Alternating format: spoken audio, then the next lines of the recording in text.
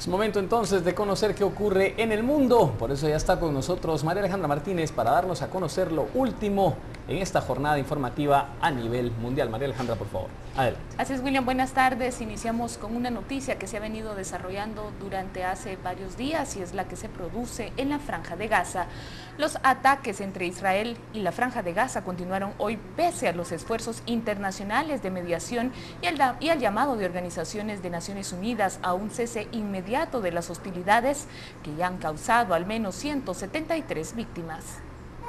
Los ministros de Exteriores de la Liga Árabe realizaron una reunión de emergencia en El Cairo, mientras el ministro de Relaciones Exteriores alemán viajó a la región para tratar de mediar en el conflicto, después que el domingo el secretario general de las Naciones Unidas, Ban Ki-moon, llamara a las partes a cesar los ataques y a sentarse a negociar.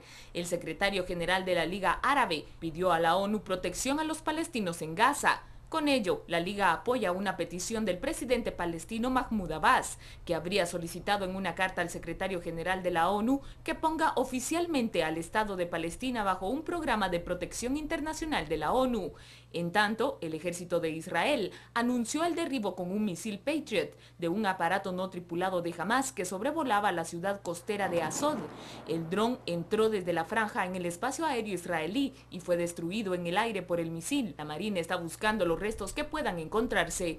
Del total de 173 palestinos que murieron hasta ahora en los 7 días de bombardeos israelí, el 30% eran mujeres y niños, según cálculos en base a una lista proporcionada por el Ministerio de Salud de la región. Los muertos incluyen 29 mujeres, de las que 7 tenían menos de 18 años y 24 hombres menores de 18. La mitad eran niños de menores de 10 años, el más pequeño un bebé de 18 meses. No es posible verificar de manera independiente cuántos de los 119 hombres muertos eran civiles. 2 de ellos tenían, sin embargo, 75 y 80 años. El primer ministro israelí Benjamín Netanyahu acusó a Hamas de ser el causante de la muerte accidental de los civiles palestinos en los bombardeos de Israel sobre la Franja de Gaza y acusó al grupo de utilizar a su propia población para proteger sus misiles. La diferencia entre Israel y Hamas es que están usando antimisiles para proteger a sus civiles, mientras Hamas utiliza a sus civiles para proteger sus misiles. Netanyahu insistió además de que Israel hará lo que sea necesario para proteger a su población, en tanto en términos diplomáticos como militares, y no descartó la posibilidad de llevar a cabo una invasión terrestre de la Franja de Gaza. El presidente de Francia, François Hollande, pidió un alto el fuego entre israelitas y palestinos que continúe en el Medio Oriente. Israel tiene derecho a la seguridad, declaró, y puede defenderse si es atacado, pero al mismo tiempo debe mostrar moderación en sus acciones y sobre todo decidir sobre un alto el fuego. Los llamados internacionales crecen por el número de muertos en medio del estallido de violencia. 2 años después del rechazo inicial, la Iglesia de Inglaterra ha dicho finalmente sí a las mujeres obispo. El sínodo anglicano reunido desde hace 2 días resolvió finalmente el dilema y ha votado a favor con el triple apoyo de las altas jerarquías, de los clérigos y los representantes laicos, cuyas resistencias tumbaron la iniciativa en el año 2012.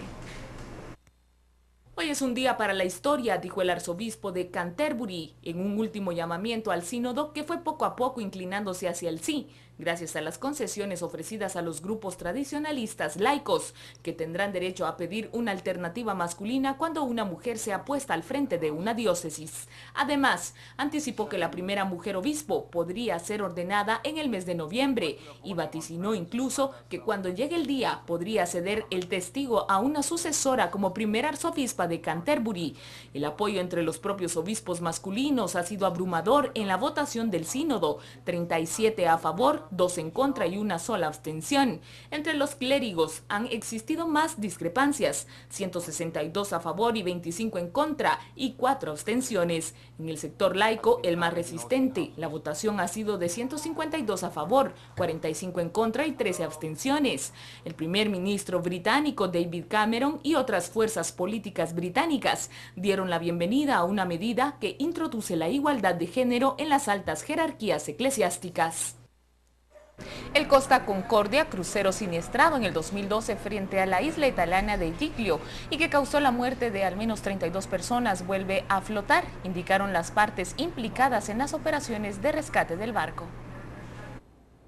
Las operaciones de reflote comenzaron por la mañana y esta primera fase, la embarcación, se desprendió de las plataformas artificiales submarinas en las que permanecía apoyada con ayuda de unos grandes contenedores metálicos.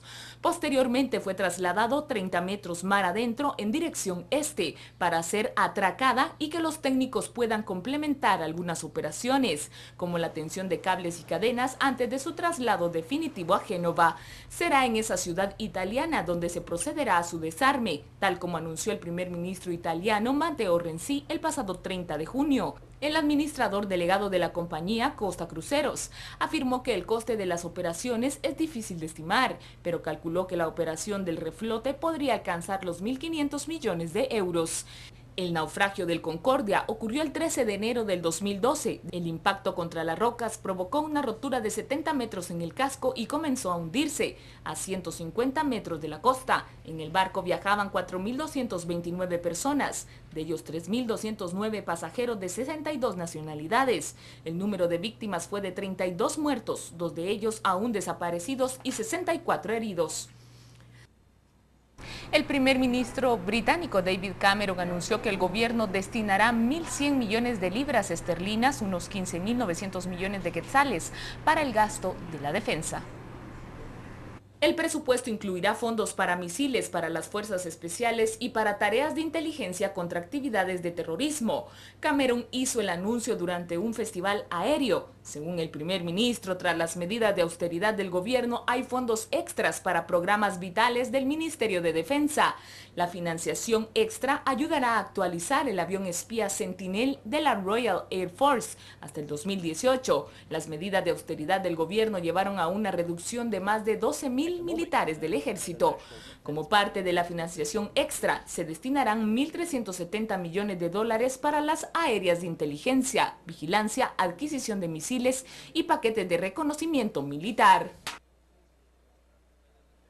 La escritora sudafricana y premio Nobel de Literatura Nadine Gordimer, quien fuera gran defensora de la abolición del apartheid en su país, falleció a los 90 años hoy. La sudafricana de origen judío murió mientras dormía en su casa de Johannesburgo la noche del domingo, acompañada por sus 2 hijos, según el comunicado de la familia. En 1991, a los 67 años, Gordimer ganó el premio Nobel de Literatura y en aquel momento fue la primera mujer en hacerlo en 25 años. Nacida en Springs, una población minera cercana a Johannesburgo, la escritora trató en sus libros los conflictos interétnicos, por lo que el gobierno prohibió 3 de sus obras. Nació el 20 de noviembre de 1923, hija de padre judío y madre inglesa. Durante su infancia quiso ser bailarina, además de escritora, pero tuvo que abandonar la danza al diagnosticársele una enfermedad cardíaca. La sudafricana siempre permaneció en su país, donde se convirtió en firme defensora de la igualdad. En otra información, estas son algunas de las reacciones de argentinos luego que su país quedara en segundo lugar en la Copa del Mundo 2014 ante Alemania. Yo creo que la Argentina jugó bien, dio todo lo que tenía que dar y es suerte de la final. O sea, el que metía el gol ganaba y los jugadores hicieron todo lo posible por ganar. La selección dejó todo, mucho más no se le puede pedir, muy bien, o sea, llegar a esta instancia hace mucho que no se llegaba. Y bueno, las finales así con equipos tan buenos se definen por detalles y en el detalle nos ganaron ellos, pero hay que aplaudirlos, la verdad, muy contento. Los jugadores pusieron todo, dejaron todo y que los argentinos estamos contentos, no los, perdón que la diga, pero son delincuentes, lo que pasó ayer lleno de delincuentes, nadie hace nada, esa fue la pequeña mancha, pero bueno, ¿qué vamos a hacer? Y como héroes, así recibieron miles de personas a los integrantes de la selección argentina que obtuvieron el subcampeonato en el Mundial. La presidenta del país también les dio la bienvenida.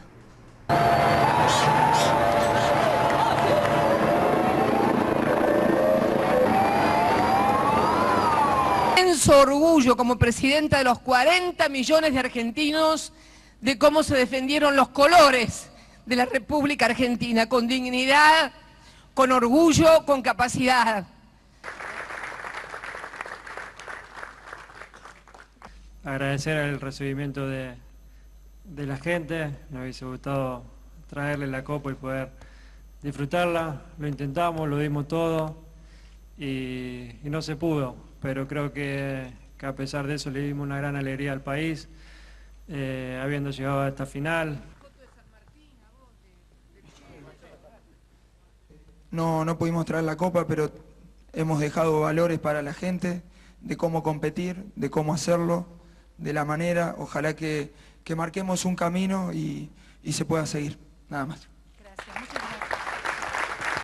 Con esta noticia finalizamos el panorama informativo, pero en nuestras emisiones de las 6 y 9 de la noche le tendremos las imágenes del caos que se está generando en los aeropuertos de Brasil. Así es, María Alejandra, tanto periodistas como turistas y cualquier persona que estuvo involucrada en este tema del Mundial empieza a buscar su avión para regresar a su país de origen. Son impresionantes esas imágenes de la salida y las tendremos a las 6 y a las 9 de la noche. Gracias, María Alejandra, por esta información. Ahora le damos la bienvenida a Renato Martínez, ya nos trae importante información para el inicio de esta semana de la cultura y de los espectáculos. Renato. Así es, María Alejandra. William, buena tarde. Buena tarde. Tendremos a Mano de Mono, ya les diremos de qué se trata. Muy bien, quédese con nosotros, ya regresamos.